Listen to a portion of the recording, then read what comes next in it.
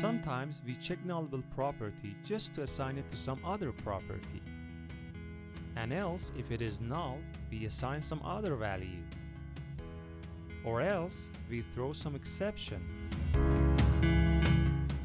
Or we return from the current function. There is a special operator named elvis, which does this concisely.